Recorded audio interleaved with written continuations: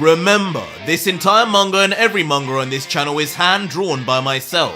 And now you too can learn exactly how to make your own viral Dragon Ball mangas at www.makemanga.com. Learn directly from me and change your life forever. Link in the description and pinned comment. But while Dai would be worrying, Zeno would curiously have a sad face despite his cool new chair. And after looking over at the God Killer, he would say to the attendant, "Hey Dai, so what about Vegito now?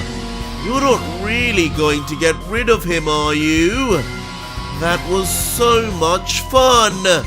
The most fun I've had in so long. I really like Son Goku. Don't you think we could do this again one day? Another show?" And as if clinging onto this final hope to be spared, Vegito would briefly begin to open his eyes and try to listen in. My lord! But ultimately, after all he has been through, this would be the last thing the Grand Priest would want to hear or discuss, as trying to keep his cool as a redness encroaches over his face, Dai would begin explaining. "The mortal before you, my lord, if this creature had managed to best me in this game of yours, if he had managed to kill me, he would have brutally killed you next. You understand that, right? This Vegito is no Son Goku, and Son Goku is not who you remember." To which the naive Zeno would just mutter, "Son Goku wanted to kill me?" Before in a quick, immature turn, the small child would just smile and yell, "So what? I can protect myself, you know. I can fight. I'm just never allowed to. I probably look really cool when I do too. Cool like Jiren!"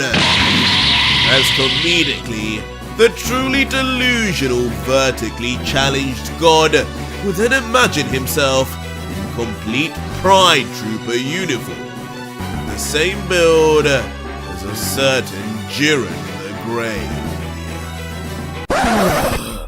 My lord! But on hearing this, Dai would instantly get second-hand embarrassment, face-palming as he would explain further.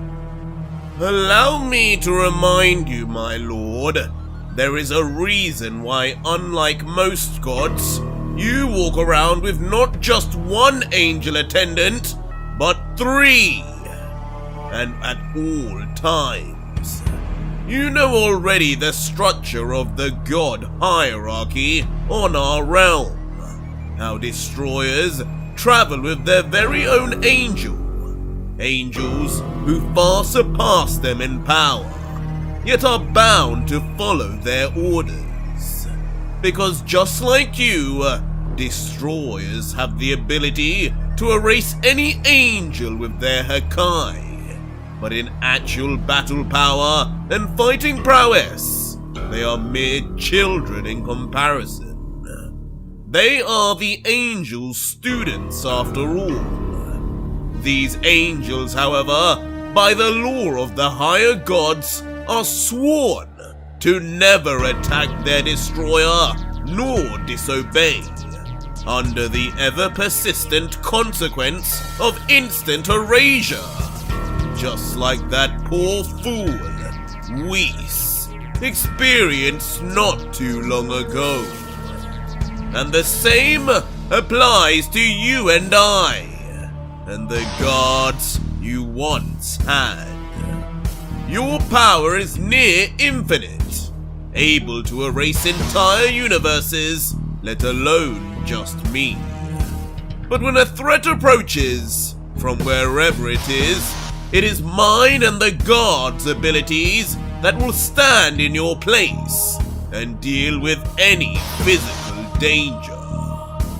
You are as vulnerable as you look, my lord, and for the safety of the multiverse, I would implore you to remember that. Before raising his hand once again into the sky, with a smile, the Grand Priest would add, fortunately, such dangers never truly reach your feet, however. With protectors such as me and the guards, you live a life of true protection, and there will never be any risk of your harm while we are around. Which is why, next on my list is to recreate Z and S.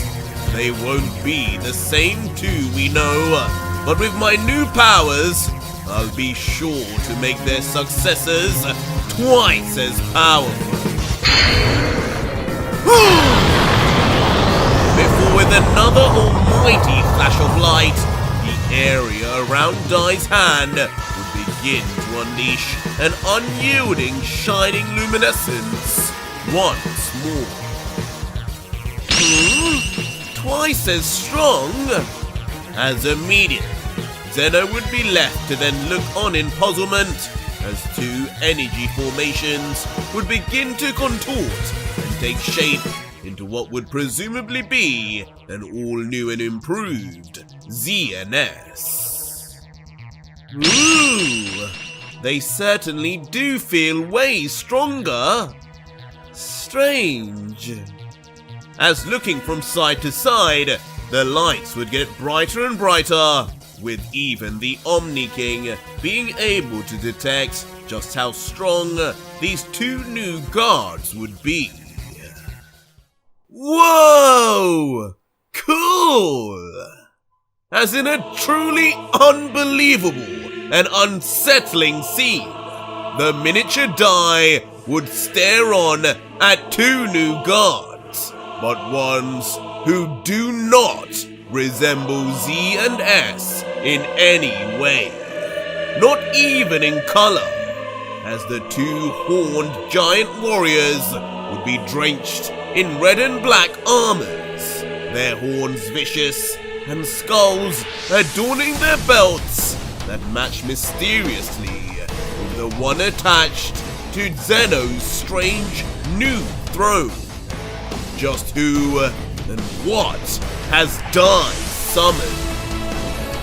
And if you want more, the next video is already up live on my Patreon right now for over 4,500 plus incredible patrons who are getting early access episodes for life, as well as actively seeing hidden Ultra Vegito content. And if you want that too, head to my Patreon to see the full next video and see just what insane turn of events happens next in yet another very long episode.